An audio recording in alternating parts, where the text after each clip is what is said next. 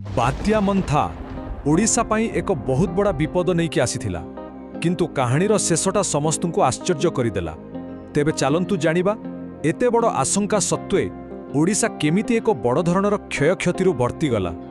सबुआडे खबरर मुख्य कथा थिला गोटिए ओडिशा व्यापक क्षयक्षतिरु बर्ती जाइछि।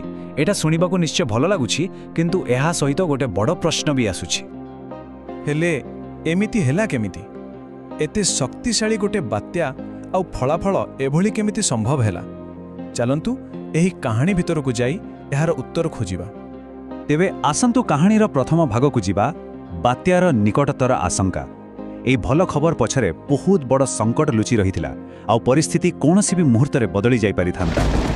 अच्छा तेबे एही बात्या मंथ प्रकृतरे थिला कोन?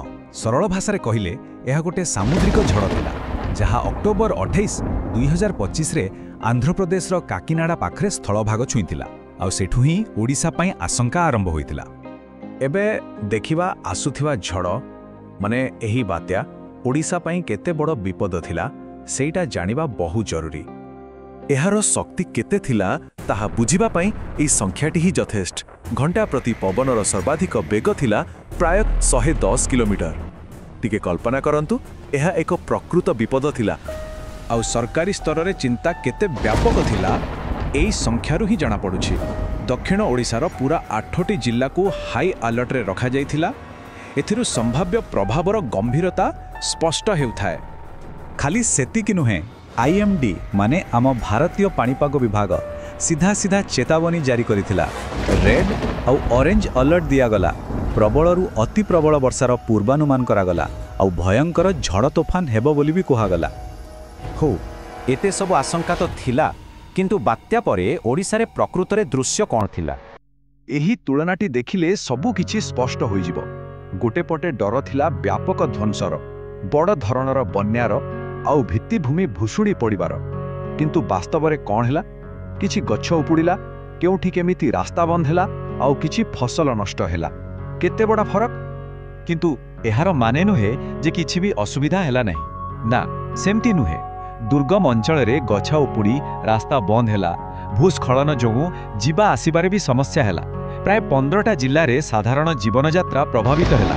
आउ हाँ चाषी मानक पाई धान और पनीपरिबा फसल को नहीं चिंता बहुत बढ़ी जाइथिला।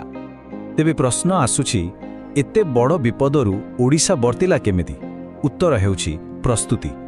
आगुआ प्रस्तुति ही सबुठु बड़ काम देला। देखंतु सरकारी स्तर रे 3टी मुख्य पदक्षेप निया जाइथिला जहा परिस्थिति को बदलाई देला। प्रथमतः ओडीआरएफ आउ एनडीआरएफ टीम को विपद थिबा जिल्ला मानकरे आगरु ही मुतयन करि दिया गला। द्वितीय मत्स्यजीवी मानकर सुरक्षा पाई समुद्र भितर को जिबा उपरे पूरा कटकणा लगागला। आउ तृतीय जो सब अंचल रे बेसी विपद थिला सेठारु लोकंकु सुरक्षित जागा को नहीं जिबार व्यवस्था करागला। हाउ बात्या तो दुर्बल हो गला किंतु कौन कहानी एठी सरीगला ना आद नुहे। आगो को कौन हबो ताहा जानिबा भी जरूरी। झड़टा एबे गोटे अभपातरे बदली जाइछि सत, किंतु एहार अर्थ नुहे जे विपद पूरापूरी टळी जाइछि। एबे भी सतर्क रहबाकू पड़िबो कारण एबे ध्यान बात्यारु हटी तार परवर्ती प्रभाव उपरकू जाइछि। एबे भी प्रबल वर्षा आउ वज्रपातर संभावना रहिछि। रास्ताघाट रे असुविधा भी लागि रहिछि। आउ सबुठु बड़ कथा चाषी मानकर केते क्षति होइछि तार पूरा हिसाब एजाए आसी नहीं। बात्या चली जाइछि किंतु चाषी मानक पाई सेमानक पाई कोन विपद सतरे सरी जाइछि? एई प्रश्नटी आम समस्तंकु मानवीय क्षयक्षति एवं कृषि उपरे एहार असमाप्त प्रभाव विषय चिंता करने को बाध्य करुछि।